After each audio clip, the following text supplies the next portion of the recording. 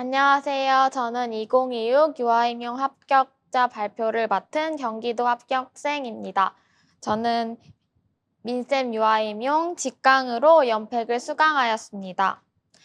작년 이맘때 합격자 선생님들의 사례 발표를 들으며 용기와 위로를 얻었던 기억이 납니다.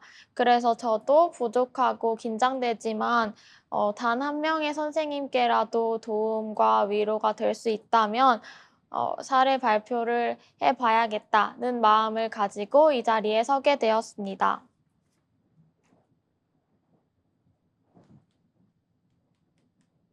먼저 저의 시험 이력에 대해서 말씀드리겠습니다. 저는 총 3번의 시험을 보았습니다. 초수 때는 재학생 4학년으로 1차에서 불합을 경험하였고, 또 재수 때는 졸업 후 올인으로 공부하였지만 1차를 불합하였습니다. 제가 재수를 공부할 당시 시험에 안전 영역에서 10점 문제가 나왔는데 저는 이 시험을 보고 '아 이제는 안 되겠구나.' 하는 생각과 또 줄어드는 TO 등에 대해서 불안한 마음을 가지고 '임용을 포기해야겠다.'라고 생각하고 직장어린이집에 취업하게 되었습니다.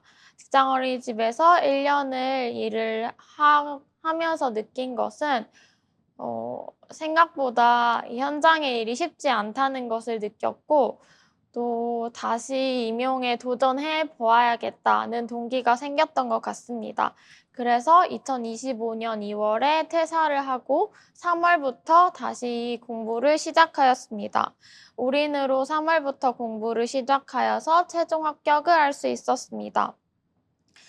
제가 돌이켜 보니 초수와 재수 때에는 임용이 아니더라도 다른 선택지가 있다는 것을 어느 정도 염두에 두고 공부를 했던 것 같습니다. 그러나 제가 현장에서 일을 하고 다시 임용에 도전했던 작년에는 다시 돌아갈 선택지가 없다는 것을 마음에 깊이 새기고 공부를 했던 것 같습니다. 제가 공부를 했던 때와 상황이 또 저에게 맞아떨어졌던 것 같고요. 초수와 재수 때의 시험 경험을 토대로 더욱 단단해졌고, 또 1 년간의 현장 경험을 통해 저는 임용에 대한 마음이 간절했던 점이 합격으로 이끄는 데 중요하게 작용하지 않았나 생각이 듭니다. 다음으로 저의 공부 성향에 대해서 간단하게 말씀드리겠습니다. 저는 이해 후에 암기를 할 수 있는 성향을 가지고 있었습니다. 따라서 책을 충분히 회독하는 시간을 가졌습니다.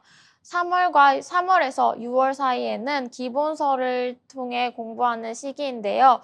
이때 강의를 듣고 기본서 회독을 충분하게 할 수 있는 시간을 가졌습니다. 이후에 공부 방법에서 조금 더 자세하게 말씀드리도록 하겠습니다. 또한 저는 게으른 완벽주의 성향을 가지고 있습니다. 이 완벽주의 성향이 임용 공부에 매우 치명적이었던 것 같습니다. 초수 때와 재수 때는 완벽하게 하지 못할까 봐 시작조차 못하는 경우들이 있었기 때문입니다. 따라서 저는 완벽주의를 버리고 일단 공부를 시작하자, 그냥 공부하자 이런 마음을 가지고 1 년을 보냈던 것 같습니다. 또한 저는 MBTI가 INFP 혹은 ENFP 성향을 가지고 있는데요. 이 성향들을 활용해서 공부를 했던 것 같습니다. 예를 들어서 P 성향이기 때문에 계획을 융통적으로 세우고, 또 계획이 흐트러지는 것에 스트레스를 받지 않았고요. 또 상상하는 것을 좋아해서 공부하면서 이거를 내가 미래에 만날 학급의 아이들에게 어떻게 적용할 수 있을지 상상을 많이 하면서 보냈던 것 같습니다. 또 마지막으로 저는 독서실 분위기에서 공부를 잘 못하는 성향입니다. 그래서 제가 작년 한 해 동안 공부한 장소는 도서관이었는데요. 도서관 중에서도 어린이 자료실에서 공부를 했습니다. 도서관에 매일 9시에 도착해서 공부를 시작했고, 또 도서관이 문 닫는 6시까지 공부를 하며 9시부터 6시까지 공부하는 그 루틴을 지키려고 노력했습니다. 또한 어린이 자료실이라는 공간 특성상 아이들을 많이 볼 수 있었는데요. 그래서 아이들을 보면서 나도 공부 열심히 해서 아이들을 꼭 만나야지 이런 다짐을 매일매일 할 수 있었고, 또 공부하다가 조금 지칠 때에는 아이들이 읽는 그림책을 살펴보기도 하면서 임용 공부와 관련되어서 휴식 시간도 가지려고 했던 것 같습니다.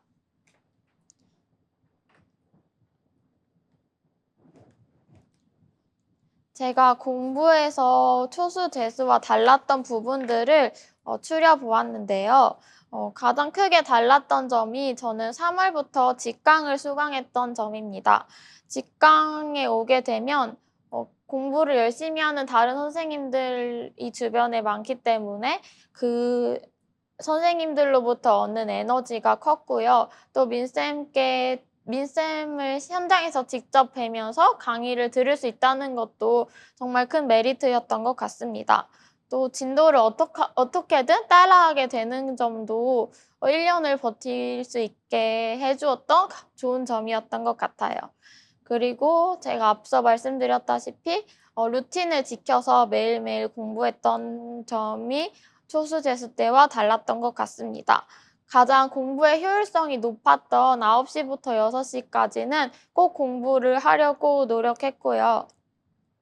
혹시나 아프거나 약속이 있는 날에도 조금이라도 상황에 맞춰서 공부를 하려고 노력하였습니다. 또 작년에는 제가 두려워하고 잘 못하는 것들을 계속 마주하려고 노력했어요. 못한다는 과목을 더 열심히 보고 또 암기한 것을 구슬로 인출하면서 못하는 것들을 극복해 나가려고 하였습니다. 과목을 편식하거나 두려움이 있는 경우 그 시험에 영향을 미친다는 것을 확인하였기 때문에 선생님들도 두려운 점들이 있다면 꼭 극복하시면서 공부를 하셨으면 좋겠습니다. 제가 가장 초수 재수 때와 달랐던 부분 중에서 가장 달랐던 점은 간절한 마음이었던 것 같아요. 아무래도 저는 임용을 다시 공부하게 된 계기에서부터 다시 이제 돌아갈 수 없다는 마음을 가졌기 때문에 그 간절함이 무기라고 생각해서 하면서 공부했습니다. 따라서 간절해서 너무 불안하고 걱정되기도 했지만 결국 그 간절함이 저를 끝까지 버티게 해준 원동력이 되었던 것 같아요. 그래서 선생님들께서도 임용을 준비하는 의미와 이유를 명확하게 내면화하시고 공부를 하셨으면 좋겠습니다. 제가 민쌤을 선택한 이유는 사실 민쌤의 모든 것을 저는 좋아하는데요. 그래서 민쌤을 선택한 이유는 너무 많지만 이렇게 4가지로 한번 요약을 해보았습니다. 저는 총 3번의 시험 모두 민쌤 연팩을 수강하였습니다. 제가 민쌤을 수강하였을 때 느낀 장점들을 간단히 설명드리면 질 높은 자료와 또 질 높은 강의를 통해서 깊이 있는 공부가 가능하다는 점입니다. 최근 경향을 보았을 때 시험에서 깊이 있는 공부를 통해서 통한 공부를 한 선생님들에게 더 유리해지고 있다는 생각이 듭니다. 그래서 민쌤 강의가 너무나도 도움이 되었던 것 같습니다. 또 민쌤께서 주시는 각 시기에 필요한 정서적 지지도 너무 좋았습니다. 특히 모고 시즌에 민쌤께서 이 정도면 괜찮다 이런 말씀들을 해주셨는데 실제로 저는 적어두고 매일 보면서 이 말을 내면화하려고 했던 것 같습니다. 보고 듣다 보면 정말 그렇게 되는 것 같이 느껴졌던 것 같아요. 그리고 또 좋았던 점은 민쌤 문풀과 모고를 따라가다 보면 사고력이 필요하고 또 깊은 서술이 필요한 문제들이 많은데 이 과정을 버티고 나면 사고력이 필요하고 좀 꼬여져 있다고 생각되는 문제도 풀 수 있는 힘이 생깁니다. 또한 최근 경향의 문제 적중률은 저는 민쌤이 제일 높다고 정말 자부할 수 있습니다. 초수 재수 때부터 그렇게 느꼈고 작년에도 역시나 민쌤의 적중률은 굉장히 높았습니다. 또 민쌤께서는 좋은 마음과 태도로 수험생활을 보낼 수 있게 도와주셨던 것 같습니다. 공부를 어떤 마음으로 하면 좋은지, 또 교사가 되기 위해 필요한 마음이나 마음들을 전해주셨고, 또 저희의 공부를 진심으로 응원해주시고, 민쌤께서 모든 것을 알려주시고 싶어 하신다는 마음이 잘 와닿았던 것 같습니다. 선생님께서도 민쌤을 믿고 꼭 끝까지 포기하지 않으신다면 꼭 좋은 열매를 맺으실 수 있을 것이라고 생각합니다. 그러면 제가 공부했던 방법들을 지금부터 간단히 설명드리겠습니다. 먼저 1차 공부 방법에 대해 말씀드리면 저는 각 시기에 적합한 공부가 있다는 민쌤의 말을 믿고 이를 따라가려고 했습니다. 저는 초수가 아니고 N수생이지만 알고 있다고 생각하거나 자만하지 않고 초수생처럼 처음 마음으로 공부를 하려고 했던 것 같아요. 그래서 각 시기별로 민쌤 강의를 따라가면서 공부를 했습니다. 크게 3월에서 6월에는 기본서를 가지고 회독하면서 공부를 했고요. 6월에서 8월은 문풀, 그리고 9월에서 10월은 모의고사 반을 수강하면서 공부를 했습니다. 그리고 회의실과 안전법, 논술은 각 필요한 시기에 추가하면서 공부를 했던 것 같아요. 그러면 시기별로 공부 방법에 대해서 조금 더 자세하게 말씀드리겠습니다. 3월에서 6월 사이 기본서를 읽는 시기에는 저는 이때가 기본서를 자세하고 꼼꼼히 읽을 수 있는 마지막 시기라고 생각합니다. 그리고 또 이해를 깊이 있게 할 수 있는 너무 좋은 시간들이라고 생각해요. 그래서 시간이 오래 걸려도 이해하면서 회독을 하려고 노력했습니다. 제가 했던 기본서 회독의 예시를 표로 작성해 보았는데요.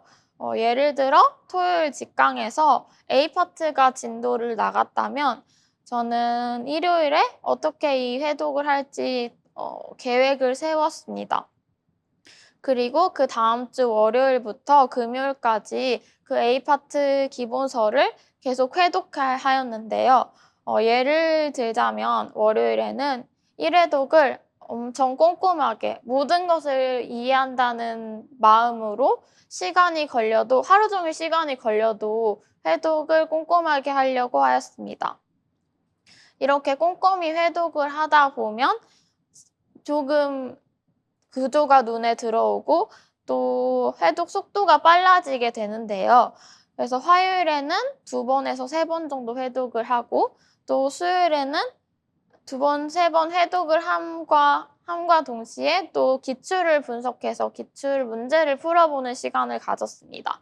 또 기출 분석을 한 것을 기본서에 옮겨 적고 목요일에는 기출이랑 같이 회독을 하고 또 공부한 것을 구조화해보려고 했습니다. 또 금요일에는 기본서를 회독하면서 이해했던 것들을 간단히 끄적여보면서 암기를 하려고 했고요. 토요일에 새로 나갈 B파트 진도를 간단히 살펴보면서 예습을 하려고 노력하였습니다.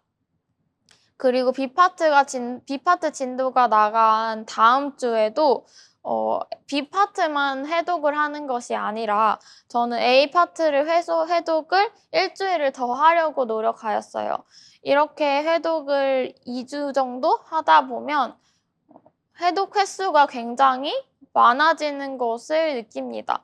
저는 이 해독을 충분히 했던 시간들이 이후 문풀이랑 모고 때 정말 큰 도움이 되었던 것 같습니다.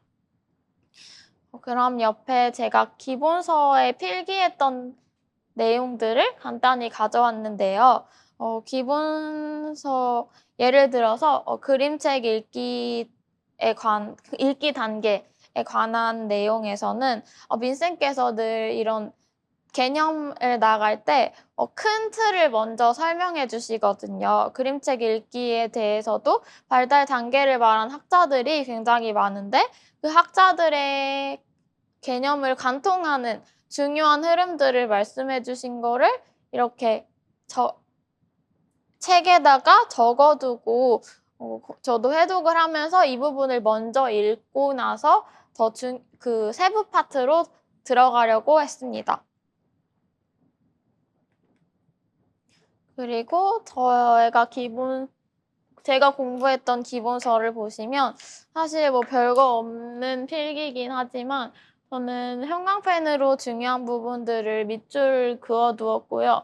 또 민쌤께서 좀 풀어서 설명해 주시는 것들을 검은색 펜이라든지 빨간 펜으로 나름대로 적으면서 공부를 했던 것 같아요. 그리고 이것들을 해독하면서 계속해서 읽었던 것 같습니다.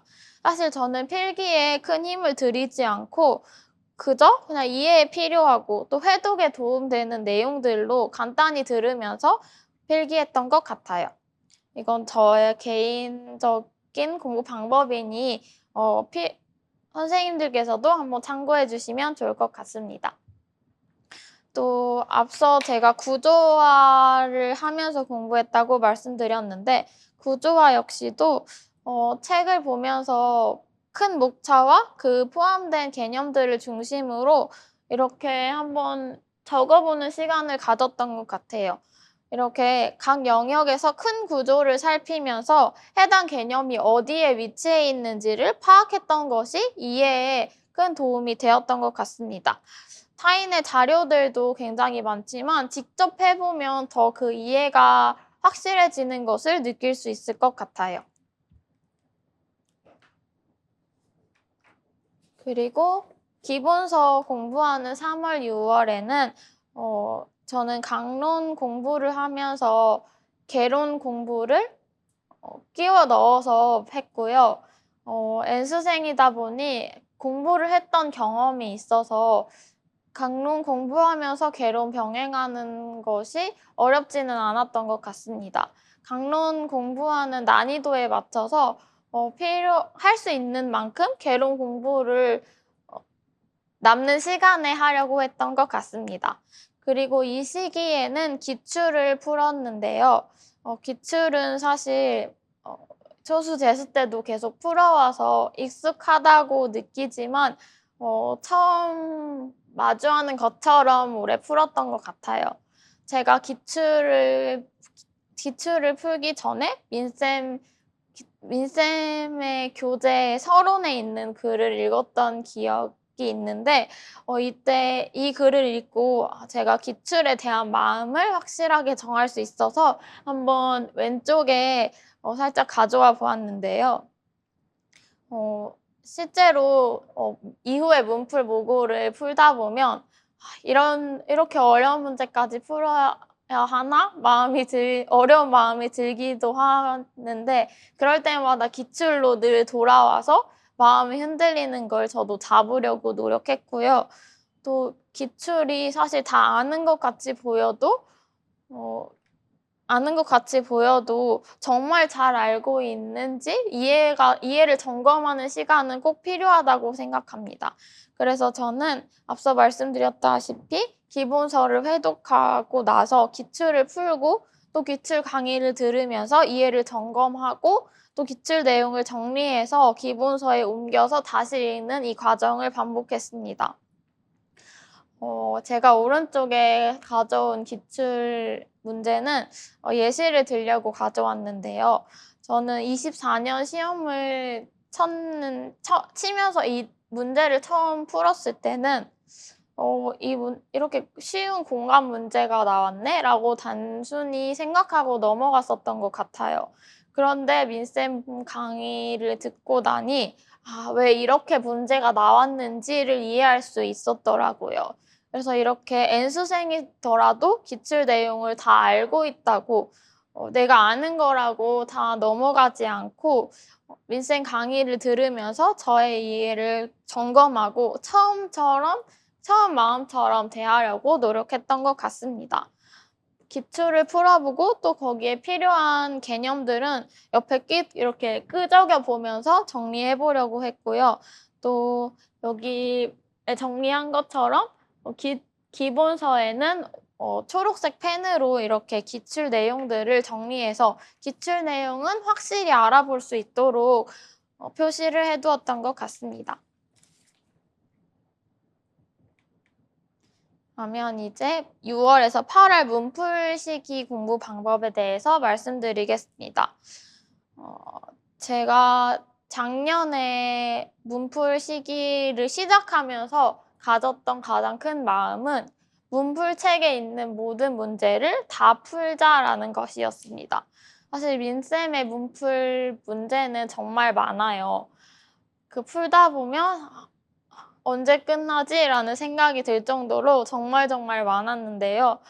그 많은 문제들을 한 두세 달 동안 계속 풀고 나면 나도 모르는 사이에 실력이 많이 향상되어 있어서 이제 어느 문제가 와도 풀 수는 있는 실력이 되어 있더라고요. 그래서 민쌤께서 해설해 주시는 문제만 풀지 않고 모든 문제를 푸시는 것을 강력하게 추천드립니다. 그리고 문제가 단순 암기해서 작성하는 것보다 거의 모든 문제가 다 사고력을 요구하고 서술이 필요한 문제였던 것 같아요. 그래서 그 문제 하나하나를 충분히 이해하고 이해가 안 되면 이해가 될 때까지 계속 보면서 공부했던 것 같습니다. 저는 문풀 책에 바로 풀었고요. 처음에는 검은색 볼펜으로 풀고 또 민쌤 강의를 들으면서 다른 초록색 볼펜으로 민쌤이 강의해 주시는 것을 강의해 주시는 해설을 듣고 그 설명을 적어 두었고요. 또 이후에 잡지를 보면서 모범 답안들을 적어 보면서 그 문장 틀을 익히려고 공부했던 것 같습니다. 저의 이 시기의 공부 스케줄에 대해서 간단히 말씀드리면 토요일 직강 오기 전에 이제 3월, 6월에 공부했던 기본서 내용을 요약하게 옮기면서 요약하게를 한번 훑어보았고요. 그리고 그 직강에서 해설하시는 문제를 풀고 왔습니다. 그리고 그 다음 주에는 월요일부터 목요일까지 이렇게 문풀을 푸는 시간으로 잡고 문제를 4등분해서 꼼꼼히 풀으려고 했습니다. 제가 이 시기 공부했던 그 하루 일과 예시도 넣어두었고요. 앞서 말씀드린 것과 같이 9시에서 6시까지 이 중요한 공부를 배치해서 공부했던 것 같아요. 또 문풀 시기부터는 구술 스터디를 시작했었는데요. 화요일, 목요일 이렇게 일주일에 이틀을 구술 스터디를 진행하였습니다. 그 해당 문풀 주차에 해당하는 영역에서 중요한 개념들을 서로 문제 내주면서 구술 스터디를 하였고요. 요약하게를 가지고 했습니다. 요약하게 나와 있는 내용뿐만 아니라 문풀 문제를 풀면서 어려웠던 문제들을 함께 문제를 내주면서 그 문장과 내용들도 익히려고 노력했던 그 스터디 시간들이 저에게 정말 도움이 되었던 것 같아요. 이 시기에 제가 공부했던 자료들 예시를 한번 가져와 보았는데요. 조금 더럽긴 한데 예시를 보여드리고자 가져왔습니다. 사실 필기는 자신만 이해할 수 있다면 괜찮다고 생각이 들어서요. 자신의 기준을 가지고 어떤 방법이든 필기를 하면서 이 요약하게 단권화를 해나가시면 좋을 것 같습니다. 근데 문풀에서 풀었던 문제들에서 중요한 내용들, 추가할 수 있는 내용들을 이렇게 필기해 가면서 단권화를 했고요.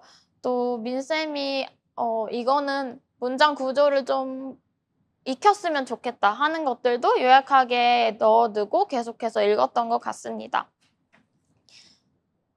예를 들어서 마음이론에 관한 서술이 조금 어렵다고 저는 개인적으로 느꼈는데요. 그래서 마음이론과 관련된 문제들을 이렇게 살펴보고 요약하게 빈 면에다가 다 모아서 이렇게 정리해두는 방식으로 공부를 했던 것 같아요. 한번 보시면서 참고해 주시면 좋을 것 같아요.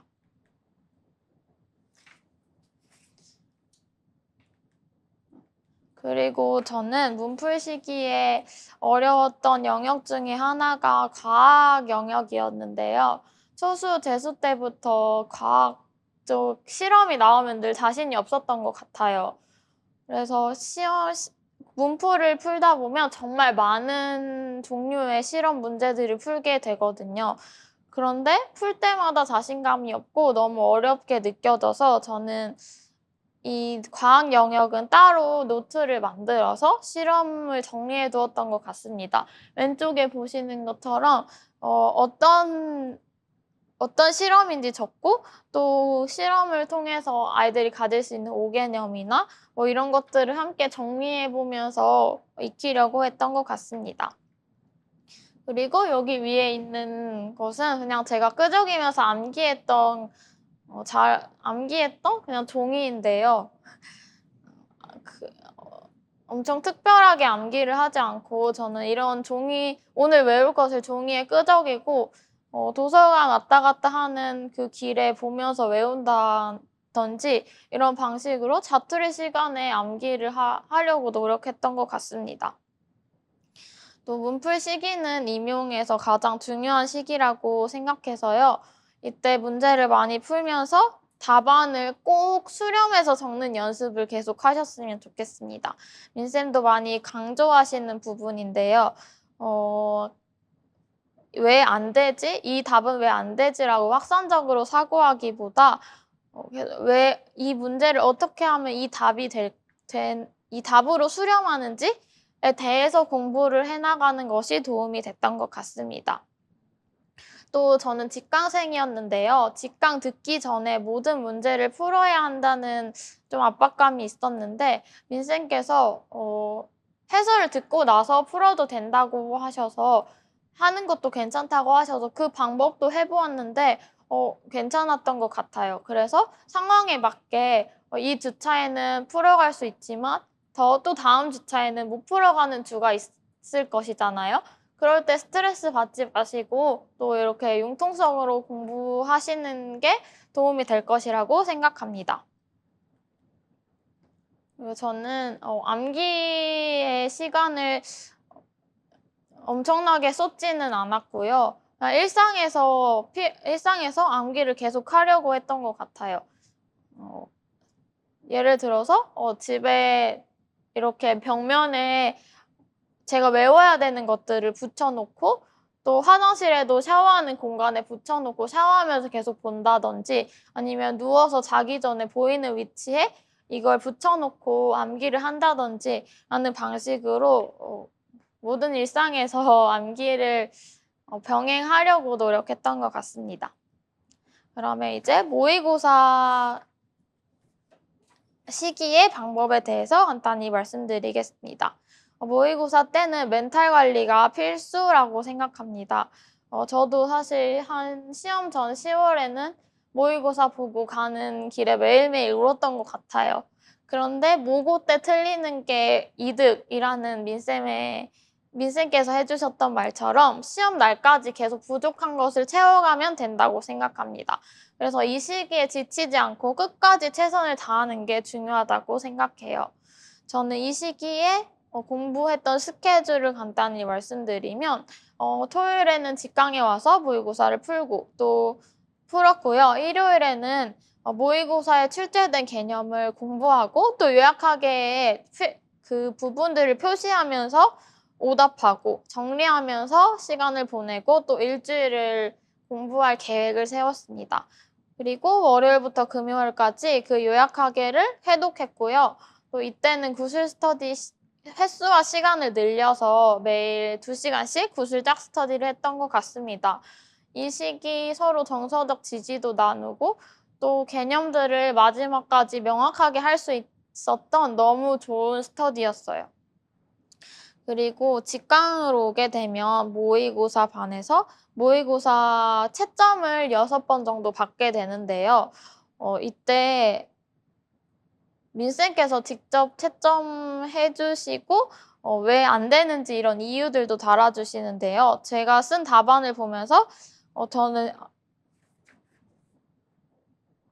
답안을 보면서 사실 혼자 풀었으면 맞았겠지 하고 넘어갈 수도 있었지만 막상 채점을 받고 보니 틀렸던 문제들이 많아서 정말 많이 도움이 됐고 왜 틀렸는지도 알고 질문할 수 있어서 좋았던 것 같습니다. 그리고 모의고사 그 답안에 민쌤께서 가끔 이렇게 귀여운 얼굴 표시를 그려주시는데 이것도 한두 번 받았는데 너무 기분이 좋았던 것 같아요. 그래서 이 시기에는 수렴하는 답에 대한 감을 계속해서 잡아나가시는 것이 중요하다 생각했고요. 제가 6번의 모의고사 점수와 등수를 보면서 느꼈던 점은 내가 어려우면 모두가 어렵다. 이 마음을 가져야 한다는 것을 깨달았습니다. 그래서 모의고사 기간 너무 힘든 시기이지만 꼭 끝까지 버텨내셨으면 좋겠고요. 제가 모의고사 때는 앞서 말씀드린 것처럼 모의고사에 출제된 부분은 민쌤께서 중요하다고 생각했기 때문에 내셨다고 하는 믿음이 있었기 때문에 그 부분을 회독할 때 더 신경 써서 보기 위해서 요약하게 이렇게 스티커로 붙여서 표시를 해두었고요. 모의고사는 혹시 직강으로 오시지 못하시더라도 실전처럼 꼭 시간과 장소를 정해두고 푸는 것을 추천드립니다. 또 이 시기에 마지막으로 자신이 문제 풀 때 하는 실수들을 점검하면 좋을 것 같습니다. 나머지 회의실이나 안전법 그리고 논술과 같은 공부 방법들은 여기에 넣어두었으니 그냥 넘어가도록 하겠습니다. 그리고 2차 시험 공부에 대해서도 간단히 말씀드리겠습니다. 저는 2차 시험 공부를 해본 적이 없었고 올해 처음으로 해보았었는데요. 1차 합격 발표 전에는 사실 합격할지도 모르고 공부에 대한 마음이 잡히지 않아서 민쌤 2차 직강을 수강했습니다. 이게 정말 큰 도움이 되었던 것 같아요. 그래서 2차도 강의를 그 1차 합격 발표 나기 전에 무조건 들어두시는 것을 추천드리고요. 저는 이때 시책 정리를 했었는데 혼자 한 것은 아니고 그 민쌤께서 경기도 시책을 정리할 수 있는 팀을 꾸려주셨어가지고 저가 여기 들어가서 자료를 정리했었습니다. 그런데 1차 합격 발표 나고 나서 시간들을 겪어보니 시책 정리할 수 있는 시간이 많이 없더라고요. 그래서 1차 합격 발표 전에 꼭 하시는 것을 추천드립니다. 그리고 1차 합격 후에는 스터디를 빨리 꾸리고 계획을 세워서 시간을 효율적으로 쓰시는 것을 추천드리고요. 수업과 면접 모두 만능 틀을 어느 정도 만드시는 것을 추천드립니다. 수업 만능 틀은 사실 저는 합격생 선생님의 만능 틀을 받아서 제가 필요한 부분을 채워가면서 공부했고요. 또 면접 만능 틀은 제가 수첩에 만들어가면서 공부를 했던 것 같습니다. 2차 공부에서도 중요하다고 생각하는 점들을 몇 가지 적어보았는데요. 일단 도움받는 게 너무 중요했어요. 현장 선생님들뿐만 아니라 또 민쌤께 개별 지도를 받았었는데 이렇게 전문가로부터 받는 피드백이 너무 도움이 되었던 것 같아요. 이를 통해서 나의 장단점을 파악해서 꼭 그 변화하면서 그 공부를 해나갔으면 좋겠습니다. 또 1차 역시 1차와 동일하게 2차 역시 저는 간절함이 무기였다고 생각해요. 1차 점수가 컷보다 많이 높게 붙지는 못했는데 저는 오히려 이게 더 저에게 좋은 영향으로 작용했다고 합니다. 그래서 2차도 더 간절하게 끝까지 준비할 수 있었던 것 같습니다. 그리고 2차 준비할 때 개별식 공부 시간을 꼭 확보하는 것을 추천드립니다. 저는 월수금은 스터디를 진행하고 화목 토일에는 개별적인 공부를 했습니다.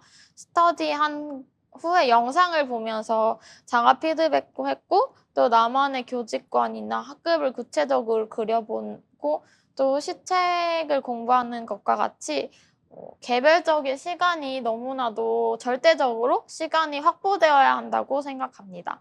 또 2차는 1차와 다르게 내가 말로 내뱉어야 하는 시험이기 때문에 스터디나 개별 지도를 통해서 실전과 비슷한 상황에서 그 시험 상황을 계속해서 마주하면서 두려움을 마주해야 하는 과정이 필요하더라고요. 저도 민쌤 개별 지도를 받을 때 문제를 잘못된 방향으로 풀어서 좀 멘붕이 왔었는데 사실 실전은 더 떨리고 더 긴장되기 때문에 이런 긴장될 수 있는 상황에서 해보는 것을 긴장되는 상황에서 많은 경험을 해보시는 것이 실전에서 덜 떨릴 수 있는 방법 중에 하나인 것 같아요. 이 페이지는 제가 2차 공부할 때 만들었던 만능 틀이라고 해야 될까요? 제가 정리했던 것인데 저는 파일에 정리하지 않고 이렇게 제가 직접 수첩에 적어가면서 공부를 했던 것 같아요. 이것도 그냥 한 번만 참고해 주시면 될 것 같습니다. 그리고 2차 공부에서 면접과 관련해서 경기도는 면접이 다른 지역보다 문제도 많고 또 어렵다고 느껴졌는데요. 저는 그래서 추천드리는 방법은 문제를 만들어 보는 경험이 필요하다고 느꼈습니다. 예를 들어서 제가 그 경기도 교육감의 신년사를 보면서 교육 본연의 역할을 중시하고 있다는 느낌을 많이 받고 또 신년사에 사교육이라는 키워드가 등장을 해서 아래 문제와 같이 제가 이 문제를 문제를 내고 직접 풀어봤었는데요. 사교육의 문제점과 교사로서 실천 방안을 구체적으로 고민했었는데 이 문제가 이번에 경기도 구상형 문제로 나왔었거든요. 그래서 이렇게 준비했던 문제들이 나오면 사실 자신감도 있고 또 해봤던 것이기 때문에 뭔가 전문가로서 또 고민해봤다는 인식을 줄 수 있어서 면접에 많은 도움이 되었던 것 같습니다. 그리고 이제 마지막으로 하고 싶은 말에 대해서 생각을 해보았는데요.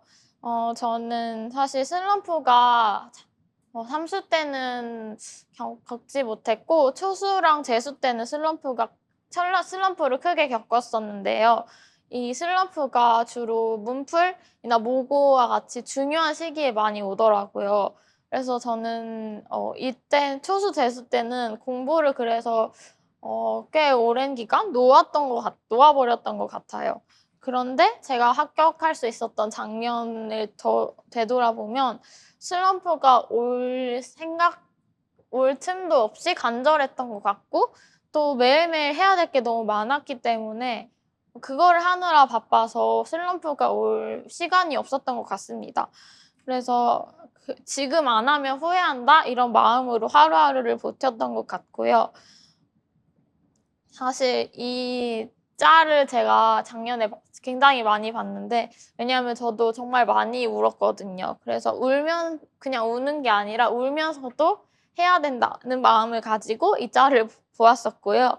또 제가 슬럼프가 왔었을 때를 생각해 보면 줄어든 TO라든지 아니면 이런 것들에 대해서 좀 힘들었던 것 같아요. 그래서 작년에 가졌던 저의 마음가짐은 제가 할 수 없는 것들, 통제할 수 없는 것들이 있기 때문에 그거는 하늘에 맡기고 제가 할 수 있는 것을 최선을 다해서 하루하루 열심히 살아내자라는 것이었습니다. 그래서 제가 작년에 공부를 시작하던 3월 5일에 읽고 마음을 다졌던 민쌤의 글을 왼쪽에 가져왔는데요. 이처럼 선생님들도 임용 공부에 임하는 마음가짐을 꼭 생각해 보셨으면 좋겠고, 이 마음가짐이 정말 1년을 버티게 해주더라고요. 그리고 왜 나는 안 되지라기보다 나의 때가 있다라고 믿었고요. 임용 공부를 하다 보면 너무 불안하고 걱정되어서 이 터널의 끝이 있나 싶은 생각이 들 때가 정말 많은데, 완벽하게 하루하루를 보내기보다 어설프고 부족해도 계속 포기하지 않는 하루들을 쌓으셨으면 좋겠습니다. 결국 해보니까 끝까지 버티는 사람이 합격하는 시험이더라고요. 그래서 선생님들도 자신을 꼭 믿고 또 민쌤을 꼭 믿고 1년을 따라가셨으면 좋겠습니다. 내년 2027년 이화임용의 주인공은 선생님들이 될 것이라고 저는 믿고요. 또 선생님들의 1년을 진심으로 응원하도록 하겠습니다. 지금까지 사례 발표 들어주셔서 감사합니다.